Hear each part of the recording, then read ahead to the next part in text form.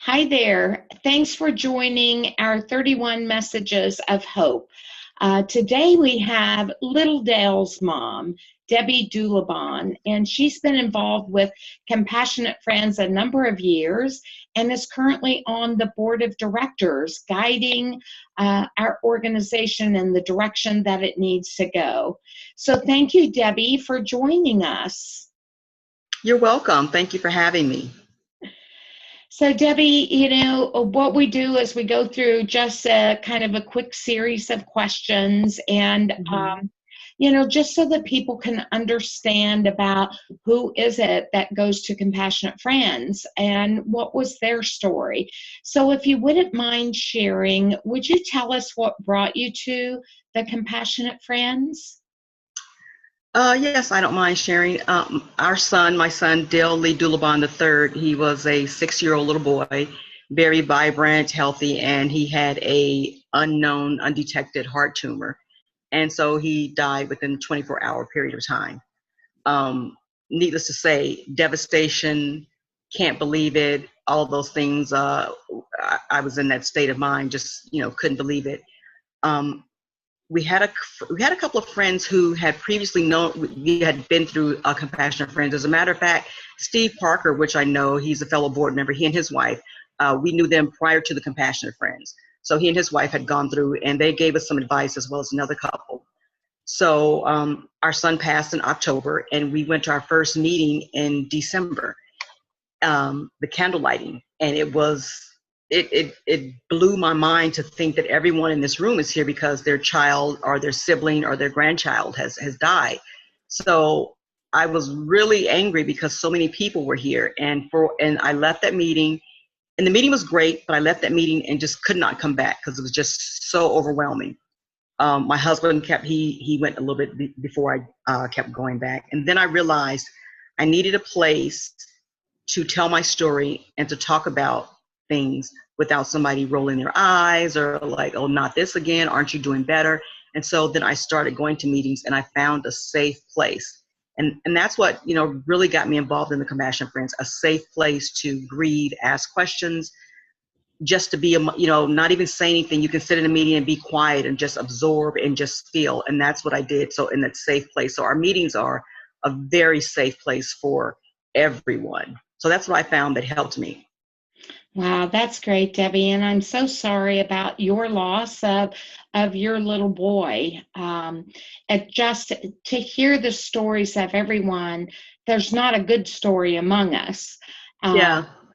But we are all in this together. And as you said, it gives you that safe place because the world around us, though our world has changed significantly, yes, the world around us just keeps going. So it's really hard to deal with.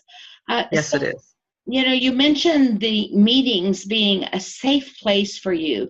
Are there any other things that have helped you with the Compassionate Friends that people might not even be aware of? Well, just in the meeting, going to the meetings, we found out about the conferences. So we attended our first regional conference in Arizona because we're close to Arizona, and we went.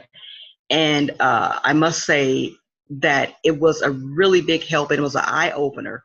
And we just got a lot of comfort, and I had a lot of questions about things. And the person that helped me a lot was Darcy Sims. Like, she's no longer with us, and God bless her. But she answered some questions for me that I just couldn't get a hold of. And I realized at the conference that, there are people there that could help me a little bit further than the meetings. And so from that regional conference, we attended our first national conference that following year.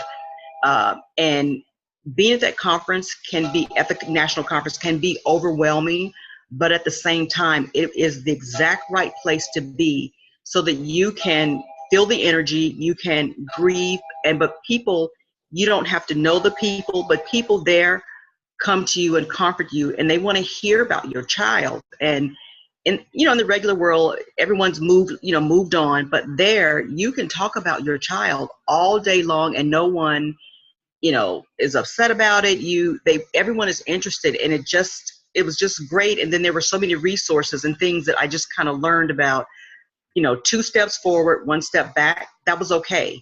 and just, day by day. So it was just, the conferences was a great place for us. That regional conference started us off, and then we've been going to national conferences ever since. So that, at the conferences, there are so many resources and just some things, just small little tidbits and things you can get that can carry you over into your life. So that has helped a lot. So we have attended those since our son passed, and that was in 1998, and we've been attending ever since then.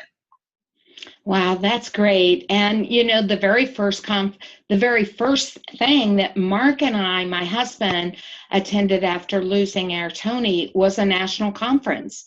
There wasn't a chapter nearby, and we just loaded in the car and drove up from Savannah, Georgia to Minneapolis, Minnesota. And like you, I found them very comforting as well. For those of you that haven't attended a conference, this year it's going to be July 27th through 29th in St. Louis, Missouri. So hopefully you'll be able to find some time and attend. We always end the conference with a walk to remember, which is very, very nice as well. So this is 31 Messages of Hope, and what we're trying to do, Debbie, is leave people with a little tidbit of hope that maybe they're earlier in their journey, or perhaps they've only recently found the help of Compassionate Friends. Do you have a message of hope that you would like to share? As I stated, going to the conferences, and you make friends, so reach out to those friends that you've made and let them be there for you. Let them say a kind word for you. Join our Facebook pages here, because Facebook wasn't around when I first started with Compassionate Friends, but join our social, pages, and just, you're safe there as well. So finding that safe place is great. And as hard as it is to believe, there is hope. It's just one day, after the next. And it's, I still have really, really bad days, but I have a place to go when I have those bad days. I'll get on Facebook and ask a question, even if it's as simple as anyone else having a bad day. And we talk amongst ourselves, and, not because other people are having a bad day, but they're giving advice of like something good to do, something to do to help you out. So just doing that. And also, I do this with my whole family. I let everyone know, it's December the 10th this year, our worldwide candle lighting at 7:00. So I tell all of my family, remind them to light a candle in remembrance of our son, but also for others that, it's a really nice thing to do. Light that candle for your son, your grandson, or your sibling. And it gives you time to think about things and just remember. And it gives me, there are tears, but it gives me hope. There's just hope. So just give it a chance. There's hope, and there are people here to help you. That's the one thing. There are people here that want to help, that we have our hands out for you. Oh, that's a wonderful message of hope. And thanks for the reminder about our worldwide candle lighting. That is this Sunday, December 10th at 7 p.m. Even if there's not one in your area, light a candle at home. It gives you the opportunity just to take pause for a moment in a busy holiday season and remember your loved one. So we do have a wall of hope on our website at compassionatefriends.org that you're able to share your message of hope, as well as a picture of your loved one if you would like to. Thank you very much, Debbie, for sharing your story of Little Dale and your message of hope. Thank you for having me. All right. Thank you, everyone.